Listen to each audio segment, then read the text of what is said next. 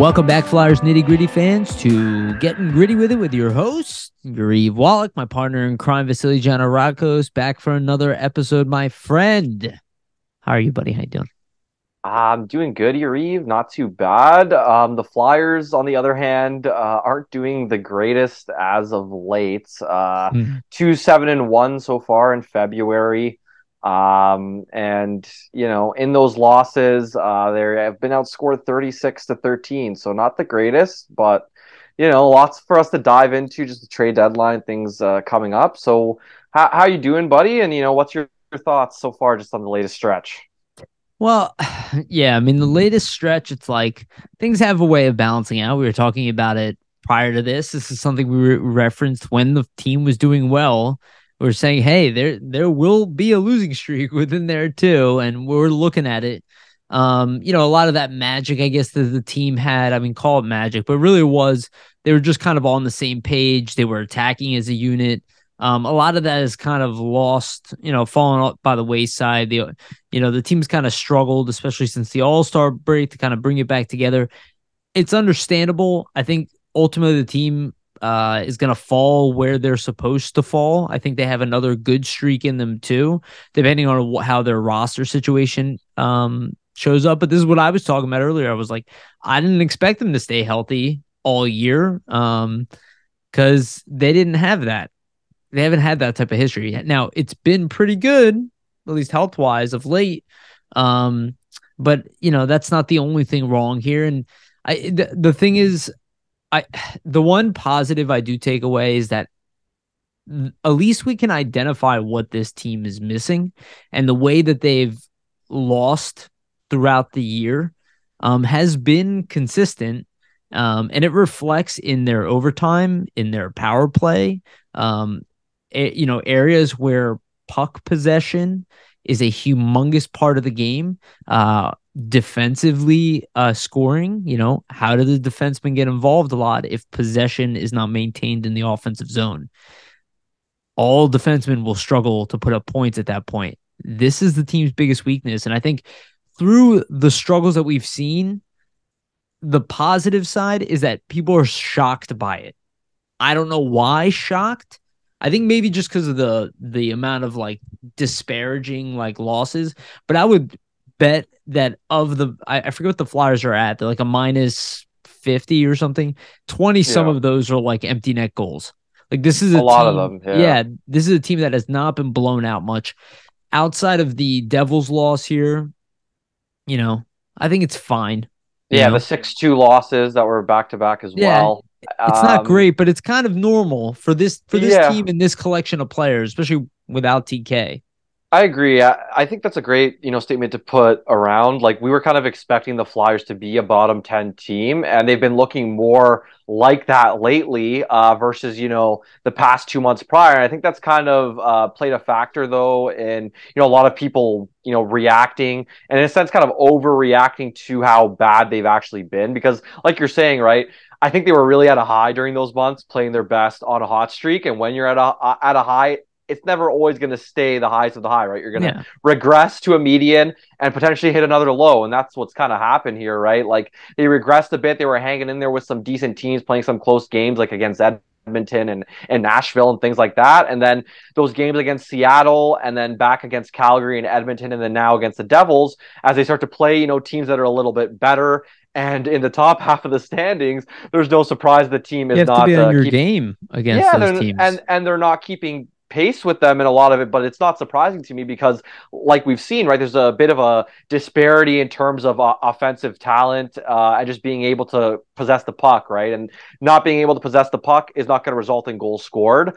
That's where the Flyers have had their most issues the past couple of weeks, is just scoring goals. And then you subtract the Travis Konechny as well, and they're gonna, have even more trouble scoring. And it even affects and trickles down to a lot of their younger guys who are playing pretty well this season, like a Frost, like a Tippett, like a Cates. They haven't been, setting the world on fire, but for basically these guys, it's essentially their first full NHL seasons for a lot of them, and their first real opportunities, getting chances within a lineup to, consistently play and get, top of the lineup type minutes. So just for them, with a guy like Konechny going down, do you even really have a bona fide first line player anymore on your team?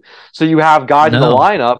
Yeah, you have guys in the lineup that, aren't bona fide first line players, probably matching up against guys who are Even first line Tippett, player. who Yeah, Tippett's not there yet. no, that's what I He's mean, on his right? way. So you have guys that are, like I said, they're playing okay, but they're not matching up against players that are on their skill levels and levels in terms of like the other team. So they're being defended by first pair defensemen and It's first lines, right? So we've talked about this earlier in the season where like if the Flyers don't have the depth right now and they don't have the pieces where if a guy like Konechny goes down, or let's say a guy like Provorov or one of their first line type players goes down, the replacements aren't there to replace them, which I mean is going to affect the other players who have to step up in their absence. So I yeah. think that's something that you gotta really take into account here, right?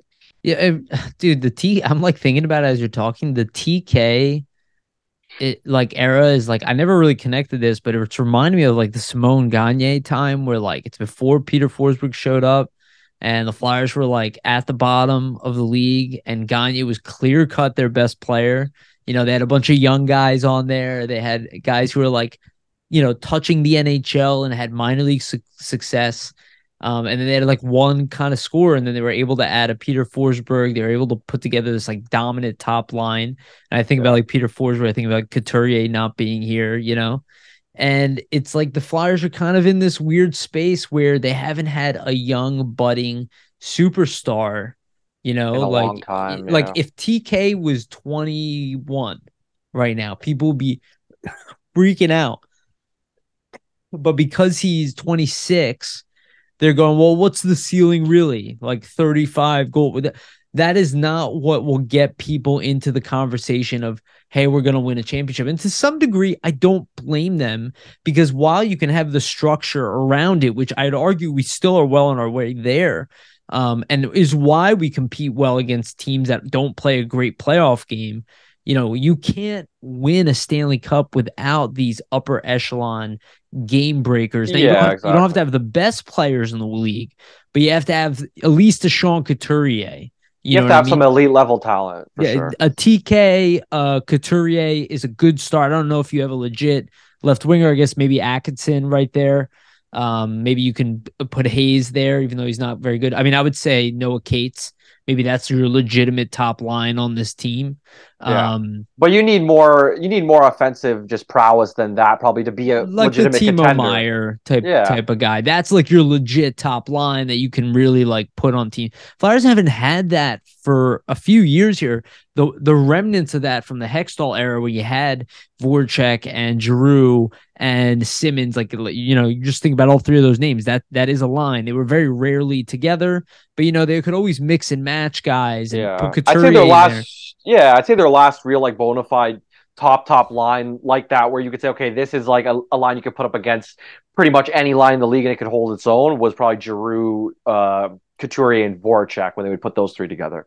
Was it? Was that the line when G put up 103 points? I thought Voracek was on the It second was line that year, it and was it was Couturier TK. and TK, yeah. It was TK. But yeah, so those like variances of those kind of two lines. Sometimes they get Voracek in there once in a while. In fairness, I mean, didn't Giroux had an explosive second half there where he put up all those points and hit 103 points or Yeah, he whatever? had He was a like he had a great season. He should have probably been the MVP. Taylor Hall got it that year. Robbed him in my estimation, but hilariously.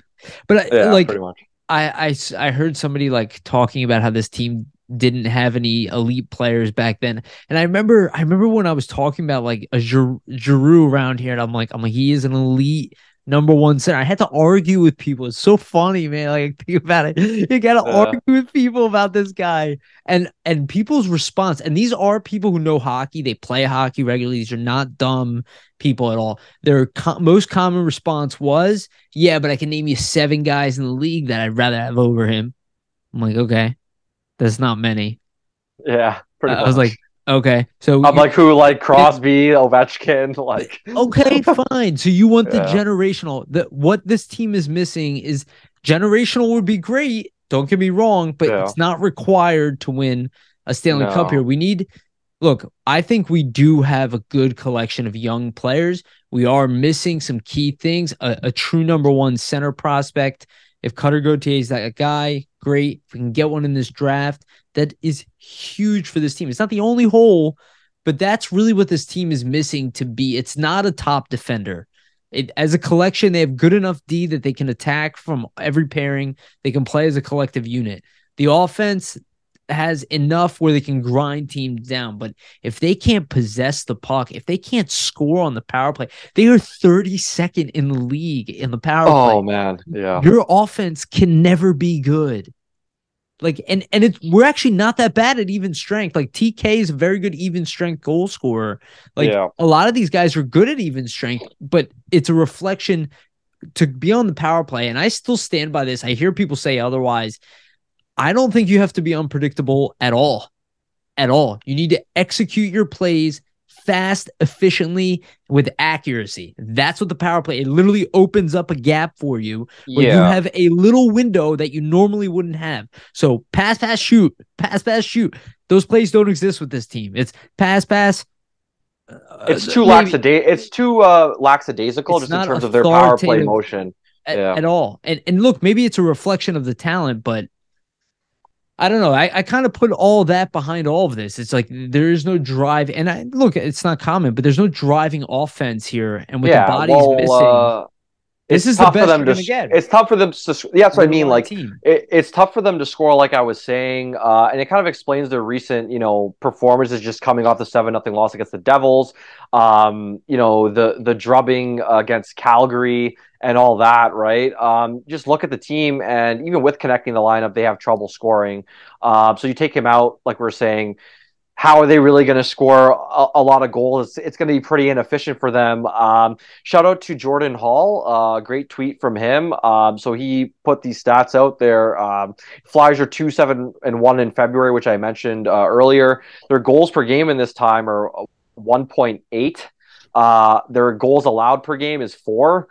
Their power play is a measly 11.8%, which is literally like non-existent, leaves them last.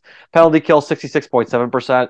But a lot of it, like I was saying, is just the fact that they cannot score really. And the power play is just lacking guys like you were saying, Yariv, that really can help them out and move the puck quickly. If you look at any good power play in the league, like in Edmonton, like a Colorado, they move the puck quickly with their decision making, and they rotate players, and they create openings due to that with their movement, and they're able to make these quick plays. Flyers don't have the players to do that at this moment, just with Konechny missing, but also you would say that he's not even really one of the greatest power play players, just in terms of his production. It's more 5-on-5, so that's something they need to add. No, that's where that's something where those top center prospects, like you're saying, come into play, because usually a guy like that is going to be a player that's good on the power play, right? So they need to get that talent in terms of like creativity. They can't even win face-offs. Yeah, sorry to cut you off, but it's very detrimental to their ability, to produce on the power play. Not winning faceoffs, but not having guys that really have that creativity to produce on a power play, and something they're gonna have to look for, and they're gonna have to, address pretty much. We talked about this ad nauseum, right? Power play has been terrible for a while now. So let's keep moving forward, and we're gonna dig in. I feel like we're talking super high level. Let's get a little lower level. Yeah. Because we have details on pretty much everything we're talking about, even though I like what we're talking about. But let's get a little bit of news, I guess. So after the Flyers kind of got their ass handed to them by the New Jersey Devils, quite frankly, the Devils looked, I'll be honest, Devils look really good. I mean, I don't know if they're a championship team. They're too young, in my opinion. Unless they can add some veteran leadership, probably up front more than on the back end. I think they'll probably hit a little bit of a wall, but they obviously have a lot of layers to their attack, and I think Jack Hughes is legit. So their defense is solid. Like Hamilton's got a lot of experience. Severson, they got some solid pieces, and Heischer's awesome. And they have who did they add from Colorado on D? Graves. Graves, yeah. So he has a lot of experience as well there. They're up and coming, man. I think their goaltending might be what holds them back, though. But look, I just don't. They're pretty young. They're pretty young. So Agreed. it's a knock against them. It doesn't help them in the playoffs. I'm not saying it's going to be the reason that they don't win. I think they have a really good collection of players, and they could 100% prove me wrong and win the Stanley Cup. I'm not saying it's Yeah. impossible, but it works against you. You're They're less definitely at exposed. the start of the window where they're going to be contending for a I bit. could see them being a second round team this year, Agreed. Yeah. losing a game seven in second round to probably a very good team. Yeah. Just that, but maybe I'm wrong. I mean, talent they have it. Talent's not the issue. Like you said, maybe goaltending, but talent's not the issue. Um, but a lot of their draft picks have kind of panned out for them. The Flyers had a couple of young guys, obviously in this game, make I guess one made a little bit of history for himself. Elliot Denoyer gets his call up, but then gets sent back down immediately after the game. We can talk about his performance. And then Ersan, somebody who clearly was named like the backup, though I kind of knew it was only for a little bit. Sits in the game for all 7 goals. Clearly the game is not his fault. They were just dominated, but um, I know people were going to get ahead of themselves with Ersan. I saw it already. I saw Ersan can replace Hart. This media is hilarious here. Now that Twitter's, I don't think people realize the patterns. They're literally cyclical and they're funny. And this is why you shouldn't buy into them because they're created. They're like literally self-generated. And you saw like the rumors swirling, and then Ersan have his first game where he struggled, which totally expected, does not change my He's a opinion rookie goalie. on Yeah. him at all. Also got thrown to the Wolves, like Sandstrom has been thrown to the Wolves quite a bit so far. Only On back to backs too, especially, right? yeah, and Ersan got a taste of that, quite frankly, against a really good team. And again, I don't think he was sent down because of his performance. I think he was sent down because Grosnick is hurt apparently. Again, Flyers don't play till Wednesday, so yeah, exactly. They have time here. Hart's going to be playing anyway. Majority of these games, they still hold Sandstrom, which is a good thing. That's why a good thing not to waive him. So you have this kind of mobility here. But I'm okay with the Ersan going down. I actually prefer it. I'm more interested in the Phantoms making the playoffs and the Flyers squeezing some games out of some young guys. And that's why I really like that they sent Elliot Denoyer back down. I'd actually love them to send Lickshaw back as well. Maybe not Bellows, but Lickshaw back. I think some of the guys should go back anyway if they can afford to do it. They have a playoff spot to make. They've been losing, and they need to win. So I think it's cool that he's got the taste. I will say, I do think Denoyer looks like he's going to be a gamer. I said it already. I think the coach is going to love him. I think you could throw him into the NHL this year. Probably struggle a little bit, but he's killing it for the Phantoms. Like he's getting better. That's why I was a little surprised that they even gave him a taste. Maybe they just wanted to show him like where he actually is relative, because he's been like gaining a lot of momentum. yeah. But I'd love to see him like finish on a really high note this year as one of the best players in the AHL. And then same with Forrester, which you can tell like Forrester is one of the only first round picks to not play in the NHL. He's not that far away, or first round picks from his draft year. He's not that far away from playing on the Flyers. So Yeah. I these pencil guys him in need next the season for sure. Exactly. And both of them can start on the wing too. You don't have to start Denoyer as a center. You can, but They probably prefer it though. They probably want him to like adjust in that way. But probably, but you don't look at Denoyer and think that his game is replacing oh yeah, Lawton for right sure. now and Cates. You can let him And adjust if he's going to be a full-time NHLer. Exactly. Right? I just don't know where he's going to be. I think you want to see where there's an offseason, but there's just some, and that doesn't include Bobby Brink too. So, I don't know. What did you think about their performances? What did you think about the decision? Yeah, so to call Denoyer, I like it. I mean, he's leading the Phantoms in points and in goals scored, so it's obviously Yep. like a reward type thing as well. Because I mean, the Flyers are missing a body, so with JVR, getting scratched there due to body soreness. But yeah, so they're missing a body there, so they bring up Denoyer, and I like I said, good reward for the kid. I mean, he's killed it, and why not give him a taste and kind of like let him see what the NHL's all about. And then, it gives him a sense in his mind, okay, this is what I need to work up to be able to stick at this level. He even said it in his interview with Jonesy, after the first intermission. He said, it's very quick out here. The pace is up, so obviously considerably from the AHL. So like I'm saying, right, there's an adjustment period for every player, especially a young player. And I actually liked his game. Obviously, as it kind of got out of hand after the Flyers' solid first period, it kind of unraveled for them in the second and the third. So you kind of see him disappear a bit, and they weren't, trying to put him in situations where he wasn't going to succeed. So you saw him actually get moved up, play with Tippett and Hayes. Farabee a little bit. So played with Hayes as well. Yeah, played Hayes as well. So they were putting him in a bunch of different positions, and I kind of like that. Just kind of get him, He doesn't get intimidated. Yeah, that's what I mean. Noticeable. Get him some different looks on the ice just to see what he does out there. And I thought, he played well, like I said, in the first period specifically. Like he had a couple actually chances where he was bringing the puck in with Lichel and almost actually got a pass over to Lichel for a nice chance. So I thought he played well for his debut and he pretty strong start. And just for Urson, man, like he made some really big saves in the first and big saves in the second before it kind of started to unravel on him. Yeah. And I honestly feel bad for him because the team just did not support him defensively well. They weren't, playing tight in terms of the structure that they didn't play well at all. Yeah, exactly. Well at all. They didn't play well at all in terms of their, the way they typically back check and Tortorella's structure, that was non-existent. Just keeping the Devils up to the perimeter, non-existent. They couldn't really handle their speed. That's where they kind of got lost. And the Devils are a speedy team. So for Urson, not on him. He kind of, like we were saying, Sandstrom effect kind of got him on this one where, back-to-back, the Flyers in the second half of the game kind of lost their legs even further. And then it kind of unraveled on him. And not his fault at all. And these things are going to happen. He even said, right, like these are games where, that can happen to a goalie and they can happen to a team in general where the team just does not have it and they don't play well at all. And that's the case here, right? And him going back down, I think, is a good thing, just for him to, get some more games with the Phantoms. I'm sure he'll be back up. I wouldn't be surprised if they call him back up and he gets some more games.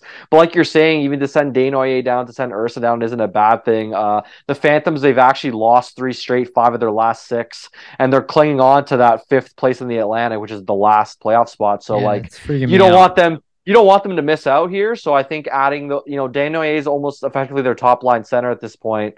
And Urson obviously has performed, better than Grosek and some of the other goalies down there. And even with Grosek hurt now, you probably want to get these guys back there to ensure the Phantoms secure that playoff spot. So I think give them a taste, give them a reward. But I think getting them down there and securing playoffs for the Phantoms is probably the most important thing for the organization, just developing the players, right? Yeah, and I still haven't heard anything about Emil Andre. But I would be curious to see if he's going to come over. There are not many defensemen signed for next season on the two-way level, too. And we'll see if Gauthier signs. I mean, shout out to Jamie. He had a great interview with Cutter, actually, just this past week. He transcribed that on Flyers Nitty. So shameless plug, guys. Check that out. But Gauthier might, sign as well. So you could, have some more depth getting added to the Phantoms for their playoff push. But obviously ensuring they make the playoffs, that's the first thing. So they're slipping a little bit. But got to hope that doesn't continue because they've played well all season. So like we're saying, even with the Flyers and teams in general, usually when you play well, like struggles can eventually occur. So yeah, and they're losing bodies too. And I don't know. I think Zach McEwen's skating. We know Coots is skating, but we don't have a date on him playing. But it would be nice for them to get some bodies back. Lazinski's skating. Lazinski as well. I think Tortorella didn't say any timeline in terms of like seeing Couturier or Lazinski in or even McEwen, but potentially could be on the horizon. I mean, for Couturier, obviously they don't want to rush him, but like we were saying in the previous weeks, if he can play the last 10 games, throw him in. Why not? I think first what we'd look to see is he practicing with the team? Yeah, fully first. That's the indications, right? Yeah. Is he wearing a no contact jersey and all that stuff? And they'll probably do that for a bit before they even talk about putting him in a game. I think that's the best way forward for sure. Yeah, but he needs to play, and hopefully he can get even like 4 or 5 games here at the end of the year, just something.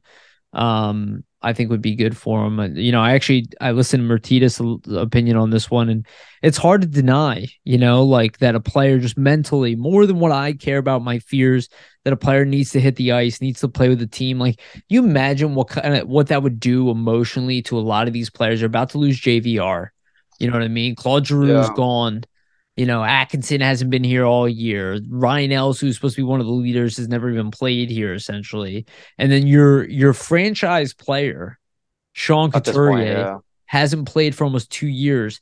Getting him back on the ice for a game, like the amount of confidence that would put behind like guys who have already been doing it on their own, and then having a guy like Couturier to just be there, win some of those face-offs, those key face, just like it's such an immense trickle down effect, and I want to see what he can do too, Yeah. obviously. But this franchise needs Just to in see terms of that. the Needs yeah, to just see in terms that. of the lineup management too, like even taking away like Couturier, all these guys you mentioned too, but like we said before, right? Like when you take away these top line guys, it just propels other guys that might not be ready for it into those positions, and then Yeah, and we you already get have a these. slew of that.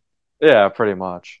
Yeah, we were already relying on young guys to make a jump that they haven't necessarily shown that they're ready to do. Yeah. Outside of So it's Farabee, it's a who's lot of pressure, coming off right? surgery. Yeah. Did we want Yeah. to get into Farabee? I think we had a big topic on Yeah. that So one. Farabee's the next one. So okay.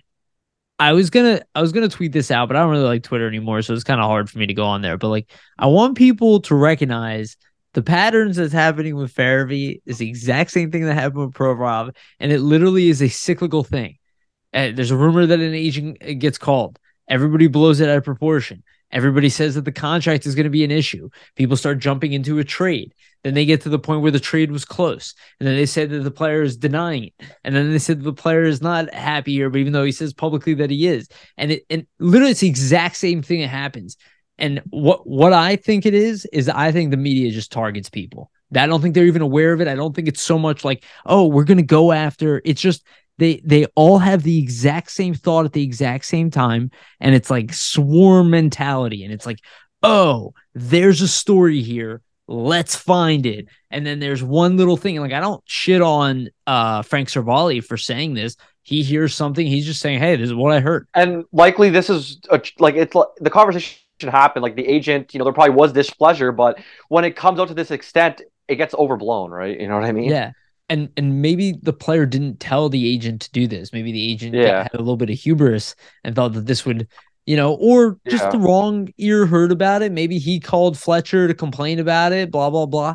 Look, Tortorella's a big attitude. This stuff is irrelevant. I just want to point out, by the way, that even though Farabee's minutes have declined of late, maybe this is what he was referencing in the media, but like Farabee was playing 20 minutes a night early parts of this season, Yeah. which also probably wasn't very wise considering he was just coming off of surgery. And then also his ice time is about where it normally is. It's about 50 minutes lower than the average time for Noah Cates, because Noah Cates plays an extra minute on the shorthanded opportunity. There's almost no huge difference here. There is no situation to freak out about. Yeah. Anybody who's freaking out over this contract when you have a 22-year-old player that exceeded expectations, Matt Boldy And scored also, what I 15 was goals this year yeah. and got a $7.7 million contract. People need to just stop freaking out. Go ahead, Vasili. And also I was gonna say, like, you got to kind of factor in, right? Like, um, Tortorella, sometimes this is what he does. Like, let him work his magic. He Let pushes him do players' his buttons. thing. Yeah, like this is what he's like used to doing to try to get more out of guys. So maybe, I mean, you could say, okay, like Farabee's had a rough go of it because of the surgery, but Tortorella's even said himself, we're not going to make an excuse. And Farabee said himself, he doesn't want to make an excuse for himself due to that surgery. So I just think, let the guy who kind of usually does this to try to get more out of guys do his thing and work his magic, because he's done it before in the past with Atkinson. He scratched connecting, look at the results there. Like, it's not necessarily a bad thing that he's going to do something like this to Farabee and reduce his ice time. It could honestly make him better and be a good thing in the long Yeah, run for a player to face some adversity too. So I'm sorry to cut you off, but so what if he got his time reduced right now? Big that's what I deal. You mean. watch the best player on this team get benched.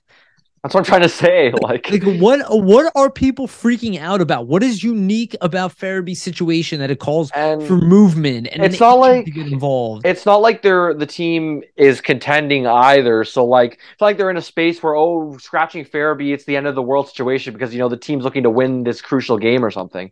Not really. So there's a lot That's what I of don't things that understand. What's the freak out for? Yeah, it's just obviously it's just the news and a story, and it's around the trade deadline time. So that's the I think main factor probably in the reporting from Frank Zaravalli's end of it. And then once the Philly I local don't think media gets Frank. a I want to make it clear. I don't think Frank did anything wrong no, he's reporting trying that. not at all. He's trying to put content out, and it's a true conversation that likely Yes, happened. So most likely. that's what occurs. And then it's more like I don't think he blew it up into the effect that the local No. media in Philadelphia did, right? So like he reports, and then the local media kind of brings it out of proportion and starts asking Tortorella all these questions and things like that. So just to kind of put it in perspective, this was the initial report from Sarah Valley. So this is essentially what he wrote. He said sources are saying Farabee's camp has voiced their displeasure to the Flyers as to how the season has unfolded under coach John Tortorella. Things came to a boil when Farabee cages 352 in Calgary earlier this week. Farabee's a talented kid, but has struggled this season after undergoing artificial disc replacement surgery late in the summer, which limited his training. That prompted Tortorella to say he wasn't going to let Farabee hide behind that, which didn't help. He's also played on the fourth line this season, and the Flyers don't want to trade Farabee at his lowest value. There's no formal trade request made from Farabee's camp, but they're seeking answers on a solution. So that's the Okay. report. Okay. I love that. I want to make it very clear, though he references his trade. He's also saying he references it, but there's no talk of trade. That's the whole Yeah, point but that of doesn't that. get left out, really. It's always included, like, oh, there's a potential like trade. No, there isn't. No, Yeah, there isn't. Like everybody freaks out, like it yeah, has to jump to the players being moved. And the player just doesn't have it. Why not just give it a little bit of time? yeah, It's and see not what what you want. happens. Well, it's not what you want, but that is the player development space. It's Yeah, unfortunate. but It even sucks for us, but it's real. Yeah, but even Tortorella said like there's going to be conversations this season that are coming up with young guys in certain situations where there might be adversity and there might be things that not everybody agrees on. And this is one of these situations that you work through. But it's like any job, right? Like, are there ever situations where you and a boss or somebody might disagree on Well, certain things or how to approach something or certain ways you might be being used? and That's don't a you? that's a conversation that happens all the time, right? So like the Well, fact that it's happening in this setting, that doesn't surprise me, and it doesn't necessarily mean that a guy's on the way out. What it does mean, though, is that maybe there needs to be certain situations that Tortorella and the player talk about more, or certain things that maybe they aren't on the same page about. But that's all a thing of development and kind of working through things together as a coach and a player. yeah. Whereas the media kind of overblows this. And I think, let's say if this doesn't get reported and Sarah Valley never mentions this probably never comes to the light of day, and the player and the coach probably work around it together, right? So yeah, It's probably common when things aren't going too well. pretty If much, things are exactly. going well and the team is winning, there's probably less of these. Uh-huh. Um, I don't think Farabee, like, it's so funny, man. Like, I never thought that like people would turn on Provorov. Yeah, The turn on Hart is happening too. Like, which makes I zero see it sense to with the me. air. Oh my god, it's amazing, dude. It's every time. It's like there isn't even a goalie controversy here, but there must be one now. Like it needs to be forced in there. Even what people are saying about Tortorella, I feel like they don't give him the credit for trying to understand him. At least that's what I try to do. Yeah, When I hear him say that I'm not going to let him use it as an excuse, think about other things that Tortorella has said. Like, I don't like when players he's start trying to talking about injuries because they get it in their mental head. toughness is a thing that he's trying to build with the He's team. Yeah, trying to say, dude, don't use it yourself. I'm not going to use it. Get yourself at, because the whole point, it's irrelevant. He's not yeah, kicking him off the team. You're not being benched for the rest of the month. If you get benched for a game, you're going to be back in there. yeah. Everything is a drive to motivate you. There's no way that these guys don't Torts get that. They Torts just might be wants angry at it, Yeah, but Torch just wants more from Farabee. He wants him to work harder. He believes there's more in him, hence the reason why he's pushing him. And for a younger guy, I don't see a problem with that. Like maybe he's leaning on him too hard in a certain sense, and maybe that's the reason why the agent has this conversation. And I don't think with Farabee you can.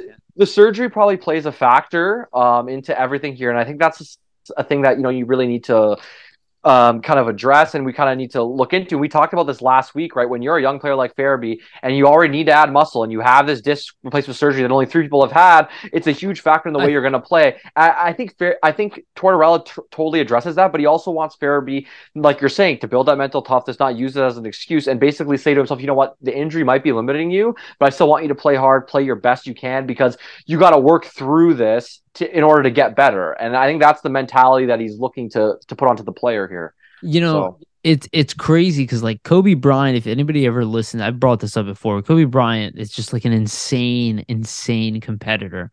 And like Tortorella probably demands a level of excellence. I'm not saying it's Kobe Bryant level demands, but like he maybe is forcing Farabee to get a little more creative, like find parts in the season where you can add muscle. Like it's already hard, but maybe that's what he's trying to demand of this team. Look, the reality is that people think that this team is devoid of talent by their reputation, which isn't true. Now, they're not built to beat the New Jersey Devils on a regular basis. They're not built to beat Tampa Bay in the playoffs. They're not built for this stuff. But they do have key young players who can be built today and be pillars of a team that will be very difficult to beat. Teams like Toronto are in, despite what everybody thinks, Toronto, I think, is a team worth investing in. They went through their losses. They got their chin checked. They've already been knocked out of the first round a bunch. What do they have to lose? This is a team that just added Ryan O'Reilly. These are the type of teams that build character. That's what we're trying to do here. That might sound like mumbo jumbo to people, but this is how you do it. You have somebody keep pushing you through it. They still need to add the talent. That's not going to change. But that can happen in all kinds of ways, and I don't want to hear it has to happen to the top of the draft. I don't want to hear it has to be handed to you. That's just what you see in your head. But when you actually break down the numbers and you actually look at all the top players and the top teams in the league, you find players all over the place. You find star players all over the place, but you got to be creative. I get that people don't buy into Fletcher. That I understand. I empathize with the lack of confidence in the GM. yeah, That but overall. Yeah. But overall, there's hope. Go ahead. I'm sorry. Yeah, overall there's hope, and just with the Farabee situation too, like there's never a situation on a team where there isn't going to be adversity and things like this that occur during a season where a player might be unhappy or something that they, the coach is doing might irk them. Like that's a natural thing that's going to occur throughout the, length of a season. And I think it's something to note that Farabee, I mean, in the media says, I love playing here. I love the city. I have no complaints. He's immediately denying what's happening. And I mean, Bill Meltzer made a tweet, and shout out to Bill. He stated, often if a player's unhappy, he makes it obvious, even if he says all the right things. If Farabee's unhappy, he keeps it well hidden in front of us. Also note, he's dressed every game. His career average time on ice is 16 minutes. This season, it's 16:41, despite his recent time on ice cut. So he actually has more time on ice. That's what I mean, right? So, like, it's something like I said, it's a little bit overblown. 20 minutes to start the season. If you remember, we were talking about it. For me, it's just a little bit overblown because we know Tortorella operates in this manner where if he wants more out of guys and he thinks guys can play to a certain level higher, he usually scratches them, which he's done with Hayes, he's done with Konechny, he's done with Cam Atkinson in the past, and look how that's effective. So I think, it's just a thing that him and Torch are going to work through together. And it's something, that is similar to Tortorella, even in a young LeCavalier where they were butting heads early in their tenure, and there was things they did not agree on, and look how that all worked out at the end of the day. So look, I would just say Tortorella has a track record of this occurring with some guys in the past. I don't think it's a reason to drive Farabee or think he's getting moved quickly or going out of town anytime soon, because this usually happens with Tortorella and young guys, and usually they work it out and the guy ends up succeeding and it's for the betterment of him. So I would say, this is probably a thing that we look back on next season after this guy gets a full offseason to actually train and kind of, look back and say, well, that might have actually helped him and made him better. So, dude, I couldn't believe it when I saw Farabee worst contract on the team, and I'm just like, that he's 22 years old, man. Like that fast. Dude, it shows the situation. And look, fans are frustrated, really. That's what it is. That's what it shows. That, like, people are like, they're holding on by a thread. Where Pretty you're much, like, man. you're jumping to throw 22-year-olds under the bus. Like, what do we do with this contract? Oh I'm my like, he's a super God. young player who just came off fucking disc replacement surgery that only two other guys in the whole National Hockey League have I ever know. done. Do you imagine how ridiculous that sounds? Like when you Yeah. really put all the pieces out there, like it just, Yeah. I don't know, man. He's also Like, extremely young. just don't panic, guys. Like I would say to you that I'd be very surprised if Farabee moves. I'm pretty confident he's going to play out the rest of this contract with the team. I Very I thought confident. I thought about that even if the Flyers get the first overall pick, the immediate sheer panic that would go over these same My God, people Fletcher's would not be going to like, pick Bedard. Like, dude, it's like, he oh, might fuck what stuff happened? up, but he's not an Or idiot. it's gonna Like, be like, oh, now we're never gonna get rid of Fletcher because Bedard saved his career. Just like it'll be some narrative that just yeah, that oh, this is the worst situation possible. It might look like some things are positive, but everything's actually terrible. yeah. I don't know. It's tough to just you know assess and look at everything in that perspective because like the team already was scheduled to be shit. So like there shouldn't Worse than be. people's expectations. That's why Yeah, it's blowing my mind. and that's the thing. They've actually They've played better exceeded, than. yeah, they've exceeded your Yeah, like expectations. they're about like seventh right now, seventh last. Like people were projecting them to be Eighth, a eighth, bona fide like I think eighth. bottom five for sure. So like I this, wish we were seventh. yeah. Oh, they're eighth. Okay, They're eighth. I want us but to be seventh. I want us to keep uh, dropping. That's why I but want that's us what to I mean. trade. Like if you think about it, for all the people that are saying, "Oh, the Flyers need to tank," isn't this a good thing? If you think about it from that Th- perspective, like, oh, look, This their best. is This is this going to help is them tank. tanking. So pretty much. The only thing people want the Flyers to eat cap space to move players out to. I If get wanting they're to be in the mix for a top four pick this year, though. That No, one I I do. understand that, and I understand eating cap space if you're, sending out a guy who's an expiring deal, or if the deal makes sense. Like if you eat 2 million on Hayes and you get a first rounder because of eating that, go ahead. But like if the trade doesn't make sense, why make it? Like if you're not actively, like there's been too many trades where the Flyers have lost assets, lost trades, lost valuable players. Why do they want to keep adding on Yeah. to that just to No save a couple more. $1 million? No Yeah, you more, gotta win please. some trades, man. Like Yeah. well, and we'll hope and see if Fletcher can do that. I mean, JVR is hopefully going to get traded soon. Well, So we'll get to that. Let's get into the next bad news here, and then we'll kind yeah, of segue our way toward movement. TK Travis Konechny is officially on the IR. That's Mhm. why obviously Denoyer was called up. Um, Unfortunate. I don't think we really still know as we record this the extent of the injury. There's probably an Yeah, MRI in there. yeah. We don't know the extent at all. So I mean, we can at least assume a couple weeks here if he's going on the IR. yeah, But something upper body. That's what they've mentioned. So look, this is the setup. This is it, guys. Like this, we're at trade deadline talk. All your best players are out. JVR is about, you know what I mean? Like you Kevin can't Hayes expect is the not a team. leader of this team. You can't expect the team to It be is what it is. hanging in a lot of these games that they're going to be playing against upper echelon teams. Like obviously losing 7-0 to the Devils, unacceptable. Just to the sense that like okay, you're getting blown out to that extent. Some of the effort's not there, but they were never going to hang in there with the Devils without Konechny. And without JVR and having a lot of young guys, like it just never was going to happen. Do you want to Like, read kind the of, record that you wrote here in the notes? yeah, sure. So just with Konechny, without him so far this season, it's been about 8 games, and in those 8 games, they're 1-5-2.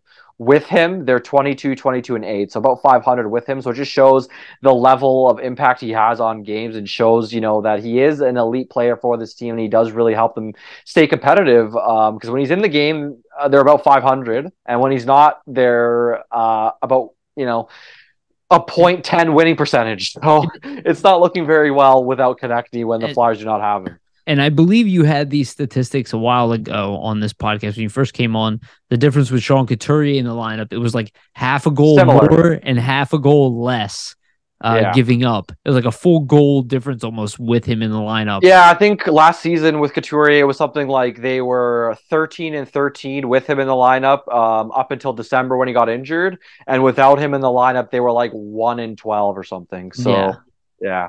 It just shows that like when you have really good players, they help you stay competitive in games, and not having those really good players really does There's impact the no team. there's And no the other punch. Yeah, but it also impacts the other players around them, as we Everything. said, because Yes. it's a trickle down effect, right? Like you have players playing in positions they should not be, and thus they're Like playing against players they should not be. So Morgan Frost shouldn't be playing against team's top pairing. yeah, he He shouldn't be playing against Dougie Hamilton and Damon Severson. No, that probably limits his ability to create offense, and it probably also limits his ability, to limit other teams' offensive players like a Jack Hughes because he's typically not that shutdown guy where Couturier would be. So Yeah. it just doesn't help the team. But also having connecting out, right? Like it obviously impacts the Flyers negatively. Hopefully, he can make it back. Well, I mean, I I would think say I go would ahead, I'm sorry. say, yeah, I would say that he probably isn't going to be back for the rest of the season. I'd be surprised at this point. We You don't think really know so? the He's gonna be extent. out for the whole season? I wouldn't be surprised. They place him on IR retroactively. That's usually like 14 days. So, I mean, he's out for 14 days. There's probably going to be about like 10 games left. So maybe we see him back, but I wouldn't be surprised if It's a they pretty let him good finish point. out. And it helps the tank. Well, no, So, it's what are we at? 61, what's, 62? yeah, So we got yeah. So 20 games left. I think there's a good chance he'll play a few more games here, but I think it's actually a good thing. I mean, I think it's bad for TK. I'm not saying I wish it for him to get, but this is a team that needs to end up at the bottom yeah, of the so this league this year. ultimately helps that And because and as you see without him, they're not very competitive. So but the thing is, it's somewhat artificial, and I know people don't agree with me on this. I don't care if they have their pieces back, and they're not at the very bottom of the league, right? They're in that bubble space, and that is yeah, mediocrity hell. We know that. They're not sitting in that space. They're trending down. They're about to hmm lose JVR. They're about to lose TK. This is what you guys kind of want to see is, hey, let's fizzle the season out. Let's end up in that number 6, number 5 spot. Maybe win a lottery here. Maybe if you win Connor Bedard, right, everything changes. You win Adam Fantilli, even a lot of things can change. even Mitchkov, I think things change, man. One of He's the insane. yeah, no, I don't disagree. A lot can change from that, discomfort. Now, Yeah, I know people want to assume that the worst thing will happen. We don't know, but I'm saying let things play out. There's even if they lose, yep. it's good. If they start winning and it's because Frost and That's Cade not a bad thing and either. it's like, okay, yeah, you don't get the pick, but these guys are still getting better. And you're like, okay, well, what do we have here? It's a There's nothing. win-win in Yeah, that that's sense. what it's a win-win It's a in lose-lose, but it's a win-win in that it's a sense. win-win and in both situations, I would say, and I think that's why people kind of don't need to freak out over all What's the these silver losses and lining? It's the yeah, silver lining exactly. of it. It's not a And win like because losing always sucks. Let's be pretty honest. much losing always sucks, and It's you don't want to see painful. that, and you don't want to see a team with a lot of young guys lose a lot of games like in a huge fashion like this, especially Yeah. with the coach Tortorella being in place for so many more seasons. Because you want him to build a culture, you want him to build a winning identity, and all that stuff. And losing this bad can affect that and have detrimental impacts. But I also feel people need to realize that, like we were saying, a lot of these guys, man, like it's really their first full NHL season getting a chance here. So like they're gonna hit that proverbial wall where okay, it's about that 60 game mark where the games are ramping up in intensity, and sometimes it's hard when you are a young guy and it's your really first shot in the league to adapt to that and adapt to the length and the grueling schedule, right? So I think that's something you really got to take into account too. Um, but yeah, there's like we're saying, right? There's positives to the Flyers losing, and there's positives to the Flyers winning if it's the young guys who are helping with the contributing. So I think they're not in a bad spot right now, just as where they are overall, There and the path forward for it's sure. not look, it's not ideal, but it's just not I just don't see this like end of the world scenario here. Yeah, What I think is actually a bigger concern is the fact that there's nothing really available in UFA. That is yeah, actually pretty what much. worries me more than anything is that like even if you really want to remove some players, there's not really better options You out there gotta from you a gotta get UFA creative. standpoint. Yeah, you gotta get creative from a trade standpoint. I don't know if And Fletcher's that's the what we guy to worry do about. that. Yeah, that's where I share everybody's empathy and concern. Is like I don't necessarily see that from Fletcher either, and I'd be Yeah. interested in a new GM. Yep. I'm also not going to panic with this one. I'm not going to Yeah, assume and he's completely them inadequate at everything and he them does. It's like not true. them adding a top 10, pick at this point to their already prospect pool that has, some good talent and just added a top 5 pick last season in Gauthier, that's not a bad thing. So like I don't understand why, it's blown out of proportion that Yeah, the Flyers, they don't have young talent while they have Gauthier and they're about to add you another top know, 10 pick to this I pool. So I was exploring the league, especially like Gautier's like division. Yeah, And I was exploring. He's like definitely the youngest scorer in that league. He had another 3 points in 2 games the other night. playing He's by well, man. far leading his team in points. He's the only team that's led by their youngest guy. Most teams are led by 22, Older 23 year olds. players, yeah. Yeah, it's like he is definitely standing out in that league. He's not on Adam Fantilli level, but it's also that's why I was looking into it. I was like, well, this division is very different than the one that Fantilli, like there's nobody putting up points like that in that Yeah. league. Gautier is like the top point per game guy there. So, there is some relativism there, and you can see that, and that's important to remember. Is I do think we have some really special in Gautier. And I just don't understand the sheer panic every goddamn week. Let's talk about somebody Guys else. falling. Yeah, well, let's talk a little bit with somebody else where everybody's panicking a little bit. The last year, I love how I feel like people have learned nothing that hate on Provorov. Last year was, Sandheim's replacing Provorov. Now it's York's replacing Provorov. Meanwhile, neither one of them are capable. Now York's replacing Provorov and Sandheim. Actually, Yeah, didn't you right. know? He's replacing both of them, and he's also scratched at the exact same time, which I think a little deserved, but not obviously a reflection of the impact that he's made being up here. He's been very Yeah. good. It's just you see the struggle. I think Tortorella is trying to tackle some guys who I think are losing confidence a little bit as they move through the season. But like the thing with Sandheim, he has not been that good this year, but he's also had really inconsistent pairings. Like I just feel like this defense has been a little bit messier than it was, than it should have been this year. It was as messy as it was last year. That's kind of what bothered me. The pairings have been all over the place. I feel they thought D'Angelo was going to stabilize a little bit, which it hasn't done. They just haven't been able to play him in the position that they wanted. Dude. He's been such an offensive defenseman. I think people were hoping he was a little more two-way. He's physical, but he's just as bad defensively as Gossesbear. He's just not. It's just not his style of play, and it never has been. So, I mean, I don't think we should have expected. No, he can be better defensively. He can be better defensively, but I'm just saying, like for him, this season he hasn't been able to find that, and that's why you see that like lack of stableness within the pairings. Because Tortorella and the D coach at Shaw, they're trying to find something there, but they just haven't been able to because of that. So I think there's a lot of look. Maybe I'm wrong. People call me out, especially in the comments. But like, I think that a lot of this team's problems stem from the lack of possession, the lack of why a guy like Tony DeAngelo would do worse here. Why you would see they don't have any. They don't have a lot of players offensively that are helping them. So can control the puck. Like that goal that Provorov scored the other night against Montreal, where it was the D to D, and then that's why you saw DeAngelo and Provorov together. That's like the first time we've seen a goal like that in a while, especially from the back end. They usually don't have that luxury. Like they have time from the back end, but like there's nobody to pass to. The team's not wheeling. It's very rare where you see them cycle clean with like you just don't see this team possess the puck. You see them grind things. There's lots of board battles. Yeah, lots of. You see them win battles and get a couple through, and you then can't do that, man. You can't do that every game in 82 game season. Or they'll have like an individual effort here and there where they'll score like a sick goal. Like Scott Lawton's had a few of those. Tippett, TK. That's great, but it's not sustainable offense. And that's even Frost. Well, you don't get secondary assists that way. You just don't get a team really moving offensively.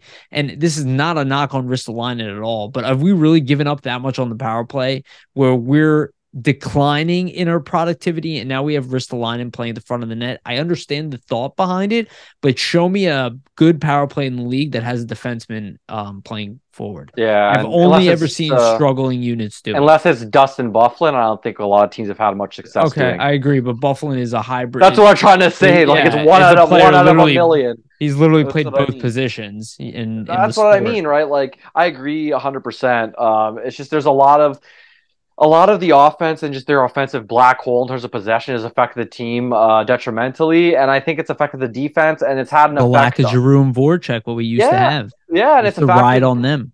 It's affected Sandheim's play because usually Sandheim's jumping in the rush and trying to be almost that like extra forward. That late man. He's the late man coming alive. Almost that. Yeah, he's trying to be that extra forward on the rush, essentially. Where you find him with the trailing pass, and you get the rushes are terrible. Exactly, but also too like he usually zone entries are usually pinches down low to keep plays alive. But if you're a team that doesn't really have good success in terms of controlling the puck. He doesn't have the opportunity to make those pinch plays because you get it into the offensive zone but lose it And you immediately. lose So possession where immediately. can he pinch Exactly. in and use his effectiveness usually as a defenseman within his skill set? So he can't. And I mean, him being scratched, obviously, it's not an ideal thing, but we've seen him and Tortorella do this in the past with players that he hasn't liked in the way their performance has been. I don't think Sanheim has I played think well he'll this season. Sanheim will be fine. He hasn't played well this season, and I think, He like I said, like Tortorella, when he's doing things like this, it's to try to get more out of a guy that he knows has done better and can do better. And he said in his press conference, right, we've seen Sandy do it in the past. We've seen him play better in the past and join the rush and play how we want him to play. So he just wants to get that out of him more consistently. So I don't blame Torch for scratching him. And the whole thing, we're always scratched him in his hometown. His family's there. First of all, the guy's not from Calgary. He played junior hockey in Calgary. His yeah. parents were there. Sure, that's a dick move to scratch a guy when his parents are there, but just because your parents are in the crowd, it shouldn't dictate a coach, trying to do what's best for the team, trying to get more out of a He also player. gets paid $6 million or will next year, six I think million he'll be plus. fine. You Yeah, can fly your parents out to come watch it. I'm sure you can afford to do it. that's what I mean. Yeah. I will say this, like I think in times of losing, people blow up all of these like Oh, yeah. It's supposed uh to be a story, Yariv, right? yeah, it's like kind of being made a story. I do think it's extra dick by Tortorella, but I think he legitimately just doesn't care. Like Yeah. that doesn't matter to him. Just like his injury, he goes, And okay, does yeah. he even He's know like, I though? get it, Like, but like power through it. yeah. You see the movie Miracle, which I think is the best Yes. hockey movie ever made. And there's that scene, I forget which player it is, but he gets injured and Herb Brooks is talking to the doctor and he's like, well, can he injure it more? He goes, no, it'd just be painful for him. He goes, okay. And then he goes, what do you do? He's like giving the player shit for taking his stuff off.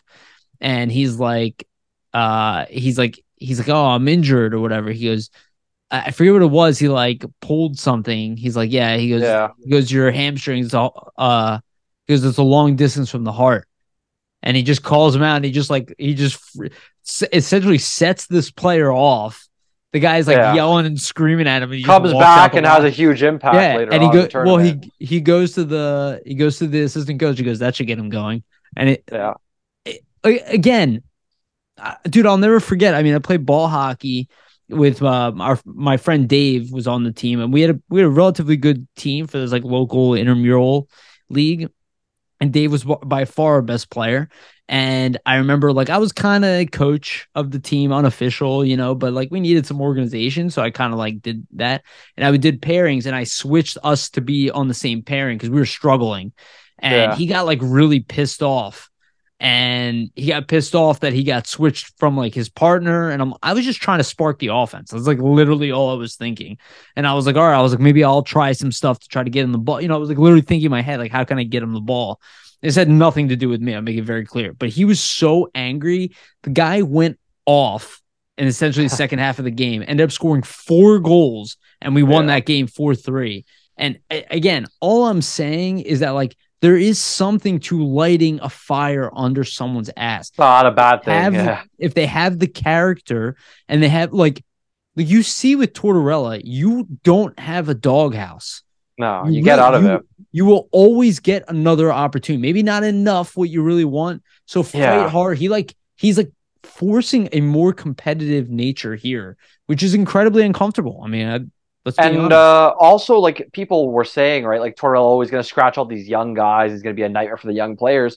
Other than Morgan Frost, he hasn't really been one to scratch like these younger guys Always and been kind of easier like, on them. yeah, he's been actually easier on them and helping their development. And even with Frost, he gave him multiple really chances in the lineup before he did scratch him. It's more towards like the veterans and guys he thinks he knows can handle it and have been in the league for a while. And I Yeah. think it's in a sense to, like you're saying, trying to spark the team, trying to spark the player in general, but it's also to be like, you know what, like we know that you can play better. We know that there's another level. And I would argue that Sanheim probably believes the same, that, he probably hasn't been playing his best this season. He could probably do better. So I don't He blame the definitely can do coach. better. I don't blame the coach. I just think, like you're saying, it's just, once again, just something getting blown out of proportion where we've seen it actually have a positive effect. And it's had positive effects on players that have played under Tortorella in the past. So I don't think it's necessarily a bad thing at all.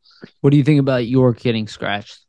York getting scratched. I mean, in the same sentence, that's more of a younger guy. I guess you could say that's probably the biggest scratching of a younger guy since Frost. In a sense, I don't think it's the worst thing because he hasn't been playing the best as of late. He had some struggles the other night when the Flyers were playing Calgary. Some missed coverages, him and the Ristolainen pair. I'm not sure if that pair is something that's going to be put back together going forward. I'm not sure if I like the makeups of it, but I think it's just more to get him a bit of a breather and get him kind of like Tortorella was saying, it wasn't necessarily based on the fact that he was playing badly or anything. It's just getting him a breather and kind of getting him a reset so he can come in and be just as effective as he was when he first did come up from the AHL where he was scoring a little bit more. So maybe it's kind of getting him more to that offensive style of play that typically you would expect from him, where he's kind of gotten away from that. I think what happened is he was playing on the right side, which is going to kind of take away from his offense a bit because he's going to be on his backhand. And then moving back to the left side with Risto,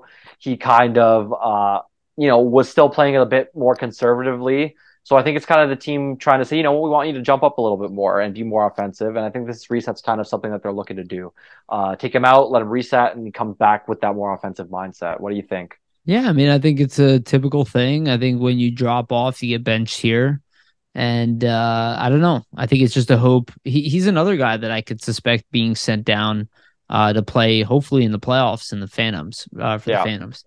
So I don't know. These are guys who are still, for me, it's all development and progress. So like, I don't love Still only seeing 21 it, years old, man. but I just don't. I'm not going to freak out over this type of stuff. This team is losing because it, quite frankly, lacks the veteran presence that it Yeah. needs to be highly competitive. It's got a decent mix of young guys, but the veteran guys are just not there anymore. And I guess on top of that, we had JVR be scratched, and this is obviously for being banged up, but we kind of know. Speaking of which, there actually is a trade confirmed as we record this. Ivan Barbashev has officially been traded to the Vegas Golden Knights for a prospect. Zach Dean.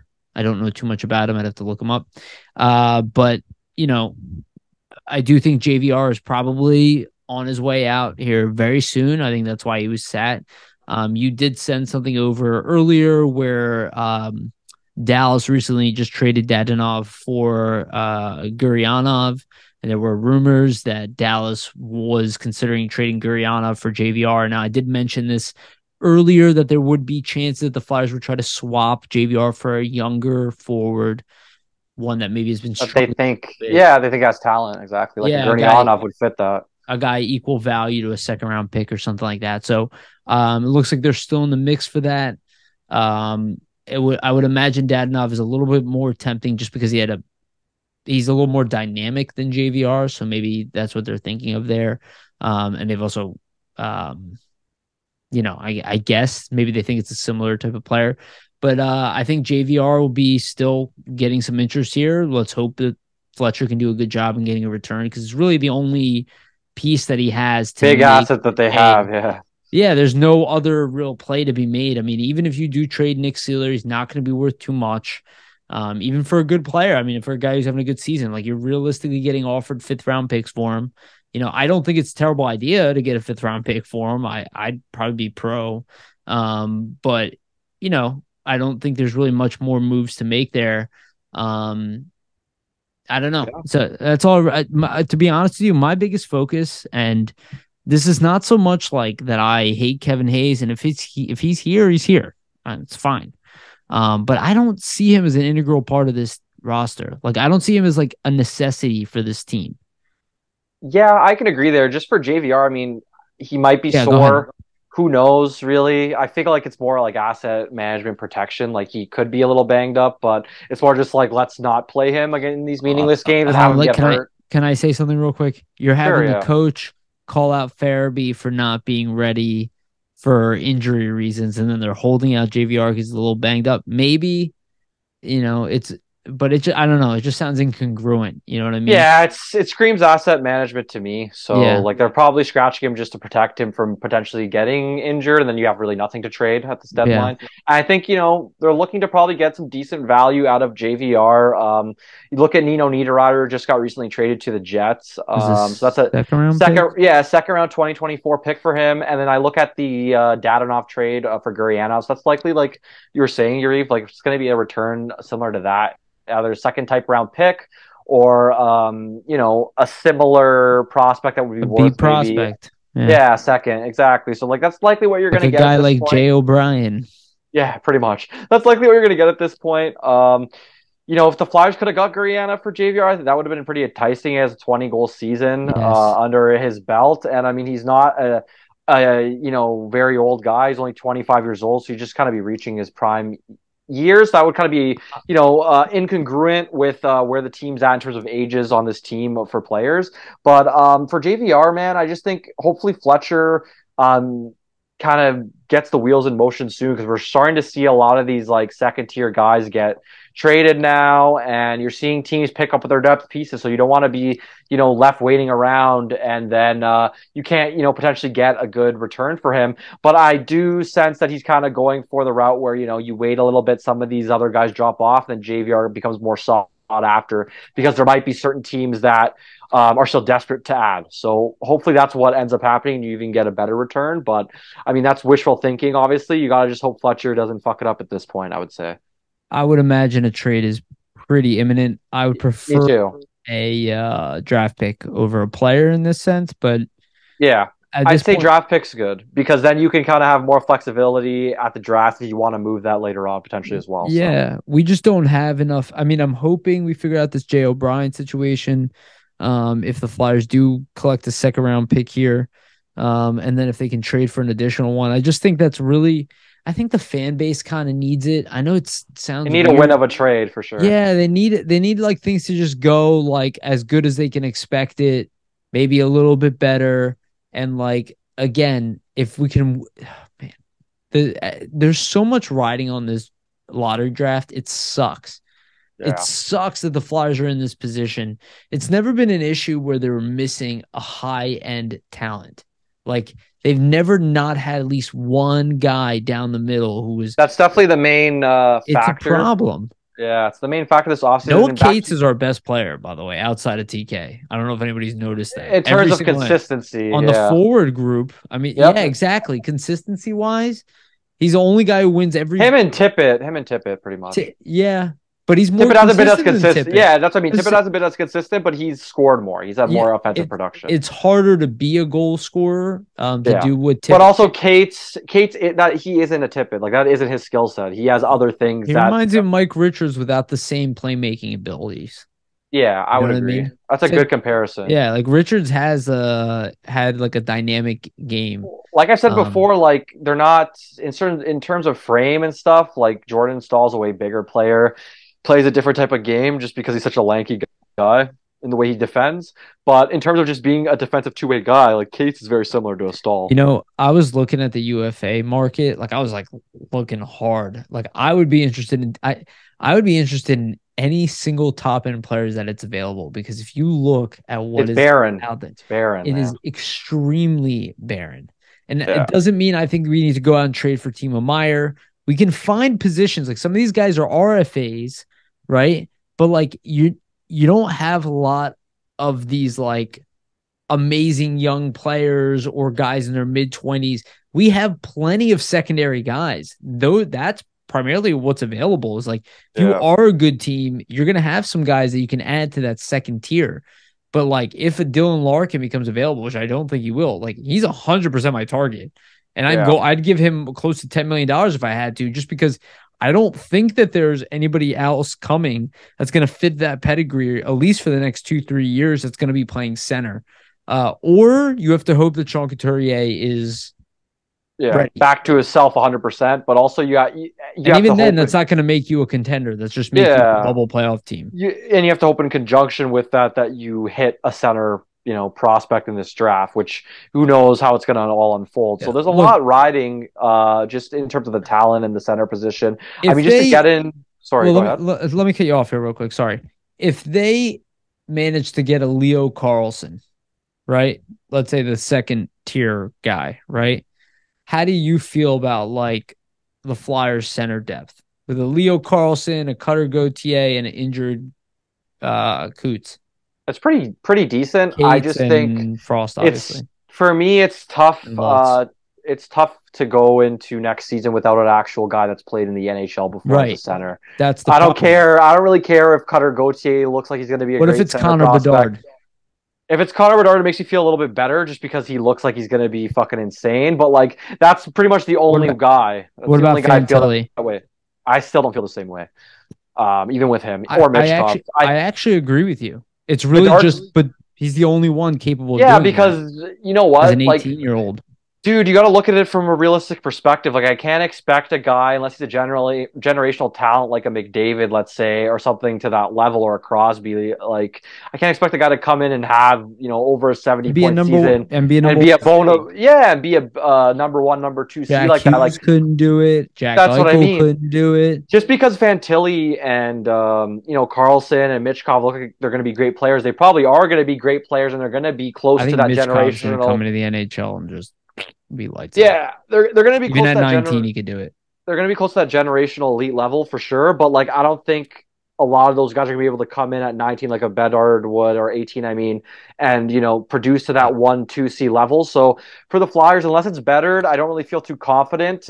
They definitely need to add a veteran center that can actually like play and show that he So can play a top six role in this league before. They have to do it. It's just so let's because Couture, who knows if he's going to come back, right? Like, let's be say real. optimistically, right? Flyers win first overall pick. Everybody's, oh my god, we do the right thing. We draft Connor Bedard, right? We have our franchise center. Everybody's all rosy. And we still have Couture in the situation he's in right now, which is maybe he played a couple games at the end of the season. He's still a question mark. Are you going into next season with Connor Bedard, question mark on Couturier, Noah Cates, and Morgan Frost? And with the potential of Hayes and Lawton? Or do you go, I just got Connor Bedard. I need to go out and get him a veteran top six forward to play with. No, I don't Trade add the youth to forward. get it. I don't add him because you can't do it in that situation. The only way you can do it is if you move money out. So you got to move Hayes, you got to move Hayes. somebody out, because reason being, you're gonna have to pay Bedard like 10 million in like 3 years. So you can't add a You're big right. money guy like that, or else you're gonna kind of Unless he's hamstring old. yourself. Unless Yeah, he's old. unless it's only like a Like 2 3 Patrick year Kane, deal. which by That's the only way, I He's would love probably to gonna sign him. he's gonna get traded in the next couple days. But it's an interesting situation. Like, personally, we had this as a topic, but like, Kevin Hayes is probably on the way out. Let's be real. The writing's kind of on the wall. I mean, I I don't. think that's the player that Tortorella is talking about in the press conference. Yeah, when he's saying like, oh, there's certain guys that are working hard, but there's also guys where we're not getting that effort that we want there from, or it's just not the level that we need. I think it is Hayes, because I think Tortorella, like, he came to the season thinking like, I'm going to push Hayes to the extent that, like, or He not kept to the extent. referencing him over and Yeah, over again as a crucial yeah. guy. I meant as in to say that like, he wanted to keep pushing and pushing to see like where that he could go and where potentially Tortorella could take his game. And I don't really think that he's responded in the best way. Like, he's having a career year, but I think Tortorella wanted to place even more responsibilities on him, and I don't think he's kind of reacted in the greatest way to it, to be honest. He's having a career year offensively, but he's having the worst year defensively that he Of has. his career. And also, I'd argue that he's not playing in the lineup where you would want to see him, especially for a guy who's having a career year. Like, let's be real, Tortorella's been using Morgan Frost as a number one center for the last 3 months now. It should Instead have been of Kevin Hayes. It should have been Hayes. Yeah. But even like when I was watching them like losing against, like, the expectation that we have of Scott Lawton, that Lawton's going to go out there and have a gritty shift and try to carry the team on his back. You don't he's expect not that from capable. Hayes. You don't even like think that Hayes is going to do it. Yeah. And I think that's what this is coming down to. Yeah. And you have a guy who's making $7 million a year. And look, if he was just here for a support role, it's totally cool. But that's, and he wasn't making $7 million as well. Yeah. Well, even then, I still think we would try to trade him. If he was making $5 million, I think we would still be like, well, he needs to be a Scott Lawton type of guy, which means he needs to be a TK type of guy. Like he can't be relaxed, easygoing. Everything will be okay. He needs to be Yeah. like, let's get up and go, motherfuckers. We're not winning. We need to win I now, don't now, think, now. not to say he doesn't have that mentality within him. I just think on the ice when you watch him, he doesn't seem like he has that level of urgency that those two guys have. Whereas, like, look at the puck battles, for example. I think it's the best way to kind of dissect what I'm trying to say is watch Konechny and Lawton and how they are typically like in on puck battles and like not dying to win them, but like they look like they're more Yes, engaged versus Hayes where he enters a puck battle and it's like stick first. My body is not in position to 100% agree. engage. Like and that when a coach sees that, they look at him and say, okay, like this is a guy He's supposed to be leading for six us, but he's five. not. He's not leading by example in the way we want. He should be in those bad. He should be engaging body first, not stick fucking He first. Poke at check out, like the way he is built, he should be skating like McEwen. yeah. If you put McEwen's motor behind Kevin Hayes, you'd have exactly what we need from him. But he's not doing that. And again, it doesn't make him a terrible value. It just means that he's not here for the position we need him for, He's not which that leader that we'll Tortorella was thinking he could we'll shape him into, well, basically. we'll take 10, 15 less points from you this year if he gave us a more intense two-way game. Yeah. Like Look more easily. engaged on a nice nightly basis, which That's the type of guy sometimes, we thought we were sometimes, getting. man, if you watch him and just key on it in on him, especially the defensive loan, sometimes it looks like he is floating around a little bit. He is So floating. yeah, But he does that because he understands that he doesn't necessarily have to rush to every play and the play will come to him. But like, dude, that's not the team you're on. That's not your reflection on this team. yeah, You are supposed to be an intense two-way center with size and aggression, not a perimeter player. You're also no, not skilled enough to be that guy. You're on that brink where he has the puck moving ability, he has some of it, but yeah. you're not a guy who can ride off of that. That's also And the not what we fact, brought him in here to the do. fact that he's not surrounded by like Jake Voracek and Giroux, whereas past seasons they would put him, let's say, with those guys, and you're playing more of a skilled game. Like the Flyers aren't playing that skilled game right now. They're playing more of a two-way north-south type of game, and he's not really conducive to that. He's more of an east-west type of guy, and I don't know if Well, Tortorella and it is really fitting well, or you know what I mean? I think that's a fair point.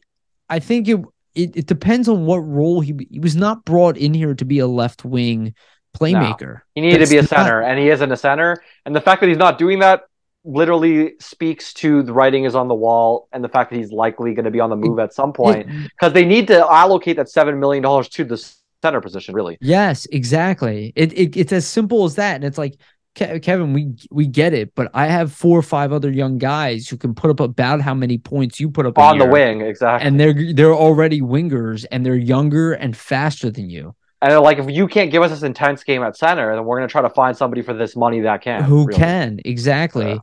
And some team will want Kevin Hayes. It's not yeah. like teams are going to be like, oh, is it? It's not that he's like a problem. This isn't like I'm not saying that Kevin Hayes is like a detriment on the team. I don't think the Flyers are saying that. I don't even think that No, Tortorella is saying that. It's just like this is not our jam. If we're going to he's build a not what team, they need really to go forward, and it's not what they he's not need in Wayne Simmons on the wing. yeah, but also it's not what they need going forward, just based on like the way he's playing and the team kind of wants him to play. But it's also something that is gonna be a detriment to the team actually adding that player at center because if they Right. keep him and his money, they're not going to have the money to add the player that they need to add to kind of improve and incrementally get better eventually. So Right. And I think his contract is a lot more manageable than it used to be. And yeah. I think there are teams out there looking for his services. Again, I don't see a great replacement for him in free Not as agency. of I'll be yet, honest but with you. it's But it's really a creative thing where you got to hope that the brass that's here handling this whole situation at the time that it happens can move Hayes for at least a decent return, but also be creative enough to try to either, let's say, find somebody in free agency if somebody gets there that makes sense for where the team's going in the future, or creatively, let's say, locate a player who's maybe a younger guy that's struggling a bit, but they also think that they can bring him out of those look at struggles when he gets to the what's his name? Flyers. Turcotte, I think is Yeah, struggling yeah, in yeah. LA. Alex Turcotte in LA would be Like, one. let's try to Um, find someone. We had a Dylan Strome out there. We had guys in their mid-20s that we could have called in to do some of this. Strom And it's one, man, the Strom one kind of irks me because like you could have got him for pretty Nothing. cheap deal, and the Caps signed him, I believe, for 5 million Years or at 5 years. 3.5 million. I think they no, so I think they did 5 years, 5.7 million. So Oh, it's not okay. bad. So it's pretty decent. Like I'm just interested now to see like what Strome's points this season. Like I'm just really interested because Isn't he I on wasn't really 60 keeping point pace, track. something like that? He's something like that. I mean, he's playing with like Ovechkin and stuff, so like I'm sure that obviously is going to help you. They're in a Um, retooling year. They're obviously going to go for Chikrin and yeah, so he's not doing the greatest. I mean, he's got 40 points in 60 games, but like that's still pretty good. that would help you at center. He's on pace to get like you're saying about 60 points, so it's Yeah. not bad. I mean, Like it would have been better than what they're I'll be scoring. honest with you. I'm pretty But sure Tortorella would have been all over Dylan Strome here too. That's just yeah, it why they didn't bring. would You have know, been a they probably they just need conduce. Yeah, they need guys who are going to play towards the style really. So yeah, like a Jonathan Taves who's obviously out, but like they need guys like that. Like a Barkov again. Sean Couturier is perfect for Tortorella. or they either need a guy that's so good offensively that Torch is just going to be like, well, I don't give a Yes, fuck about your defensive game. You're scoring me 100 to 120 points a season or 90 points. Like I can live with your defensive mistakes. Whereas Hayes isn't a guy like that, so we can't live with it. You know what I mean? no, I agree. He also doesn't make that type of impact Offensively, offensively, and you can yeah. see it. He doesn't even use him that way anymore. Whereas like Konechny, I mean, sometimes he'll burn you defensively, but he does make that offensive impact. So Torts kind of deals with with some of Yeah, that, but it's just you're in a place, man, where like everything's in flux, and as the trade deadline comes up, we're going to see some moves here. Probably some younger guys get put in, and I think obviously it looks bad, and the latest stretch hasn't been good. They've lost 14 of the last 24 games. They've not been great lately, but in terms of tanking and getting to the best draft position they can secure, it's a good thing, and also just for the team to move forward here, I think it's a good thing for them to get that draft position. It's a good thing for them to move on from probably some of these bigger contracts, older veterans, and really get the younger guys and this team moving in a younger direction because that's ultimately where yeah. the success is going to come with the younger players. So, I just simmed the lottery draft for the day. And the Philadelphia Flyers get oh, the second second, overall pick. and we get Adam There's Fantilli. So there Yeah, you go. I I'd be like it. happy with a Fantilli. That's what I Uh, mean, man. There's a chance the Flyers, have a good draft lottery luck here. It's possible. I I hope that things balance out. 100% for sure. I Agreed. also want to point out something interesting that it's not on our thing, but I'm reading a book right now, a famous book called Think and Grow Rich. It's a really good book, and they reference Kate Smith in the book. Interesting. Flyers former singer, anthem singer. Well, he references her for perseverance and how she was known as being a great person of her time. And I believe that the Flyers business department can kiss my ass. And I think they need to grow up and do a little bit of research before you rip down a statue and grow up. And I mean this. And so should that writer from New York. Maybe learn a little bit about actual history, look to see how progressive of a person she really was and what she was known for. But it's a phenomenal book, and she's referenced in it as like being an icon. And I just like was thinking back. I was like, all right, this Flyers business department thought one of the smartest things they could do was eliminate one of the largest piece of history that revolved around winning. And the record I think was 3-1 winning when they play that song. It's what a great decision this organization has just made. It's just like I don't care Yeah, if anybody has a problem with that or think I don't even care about the statue. It just adds to the fact that you didn't have to do everything wrong to begin with. yeah. It's just this flyer. It just speaks to this Flyers management in general. Like they just seem like they're kind of lost in the woods to gotta go to that Brizgalov reference. I A lot think of the shit that they're doing, but well, I think it they're is what it better is. today than they were. Um, Yeah, but I'm just saying on the business side of things, they're just completely like not making the right decisions a lot of the time, I right? think So that's why new people are being brought in. That's yeah, obvious. for I'm sure. Especially with the CEO with Hilferty and all that yeah. stuff that I, plays a factor for sure. look, I've already learned that people are going to be upset by stuff that I say all the time, but I am so tired of pointing stuff out and then it being it. I'm not typically that off. I'm usually just ahead of my time. Like what I say isn't happening in your face yet. And it's a problem with this podcast, right? Because we're talking about what's coming down the line, and people and I don't blame them. They don't want to hear that anymore. People Yeah, I know. lost their patience. And if anything, that's the biggest reason to bring in a GM. We don't have a GM that speaks to the fan base anymore. And I'm going to make this very clear. If Tortorella is in charge of roster decisions, that's a huge fucking mistake. I want to make that very clear. You do not want the guy who's extremely close to the team to be making those type of decisions. There's reasons why No. they're separate positions. I don't want another Chip Kelly situation. It is not his job to build the team. It's his job to take the assets that are here and to get the most out of them and to build a team with what he has. Not to go, I don't like this one. I want a different one. I don't like this one. I don't want to hear any of that shit from him. And I don't think I have personally, but that's not what I want to see. I want to see a GM with a personality that can come in, take over, come with a really good plan, and execute. Fletcher, you still have an opportunity to do it. But I haven't seen anything from you to do it, but he still has an opportunity. And I don't care if people gave up on him. That's fine. It's out of our control. He still has an opportunity here to do something good. I'm still hoping he does. I mean, he has an opportunity at this trade deadline coming up. We'll see what he does based on his track record. I don't have a lot of faith. Draft too. Yeah, potentially the draft. I mean, based on his track record, I don't have a lot of faith. Personally, I think if he fucks his trade deadline up, he's gone. Probably before the draft. That's probably the likely thing to happen. But there's a good chance that he's gone anyway, and nonetheless, that somebody else is running the show in the draft. If that's the case, that is really bad. Yeah, and he shouldn't be here. No, that's not what you want. I think, like I said, like he's pretty much lost the fan base at this point. I don't buy that that's the case, though. Yeah, he's pretty much lost the fan. He's lost the fan base at this point. That's for sure. I don't think he can do anything that's really going to get them back unless you get a couple home run trades. But he, like I said, his track record hasn't shown he's going to do that. So I'll believe it when I see it. Personally, like I said, if he really fucks his trade line up, he's gone. He's probably going to be soon to be gone nonetheless. Whoever they bring in here needs to be a GM that, is somebody who's aggressive, but also has the ability to win some trades. Hopefully Danny Briere is that guy. We'll see. He hasn't had experience. It's all in a flux. The best way to sum it up for this episode and just in general and kind of where the Flyers are is everything is in a flux. There's a lot of question marks. It's just really a wait and see situation where the team is, unfortunately. You got to see what happens at this deadline, move to the draft, see what happens there, then assess. Because the draft's really the main thing. You get into that top 5, top 3, a lot of things in the way you're going to approach the deadline is going to change, or not the deadline, the offseason is going to change, right? So we'll see what kind of happens as we go along. Yeah. I mean, the Flyers are right now in trade now mode.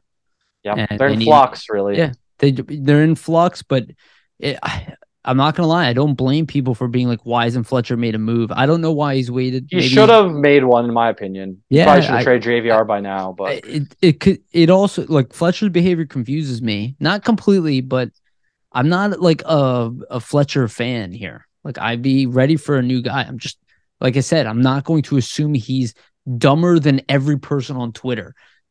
Sorry, guys. I don't hear amazing ideas coming out of you as alternatives. I actually hear worse ideas than what he has done.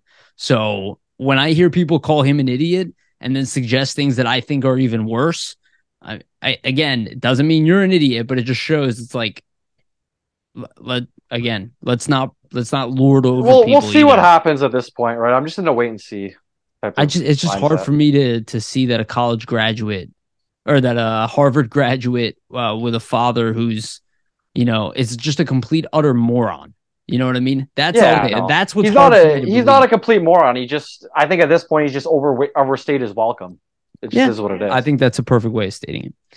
Let's end on that note. Vasili, you got anything to tell the audience about? There should be an article at this point. I'm going to have a bit of a trade deadline preview coming out at some point this week. So hopefully the Flyers don't trade JVR before then, or else I won't have much to discuss in the article. But you can break down the trade. There we go. That's a good one too.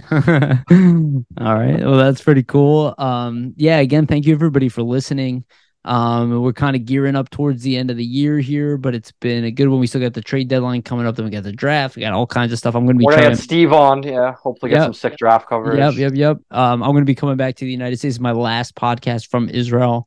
I'll be back in the United States next week. I've been gone for a month and a half, so it's going to be a little weird. And also, just if you guys are on any of our apps, if you're on Spotify or Apple, iTunes, or anything, if you could just give us a positive rating. I mean, you don't have to give us a positive rating and rate us whatever you want, but a positive rating definitely helps us grow the podcast. and just get more attention, get more recommendations, and all that stuff is super helpful. So everything you guys do, please comment. We notice the comments, the views have gone up and everything, and it's awesome. And we just appreciate you guys listening so much. It's amazing. Yeah. Anything else, Vasili? No, not much. Just thanks to everybody, for supporting us and continuing to support as we move along, even though the Flyers haven't been making it easy on the fans lately, right? Yeah. Yeah. Hasn't been an easy year. All right. Well, thank you, everybody. Thank you again for listening. We love you. And remember, always stay great.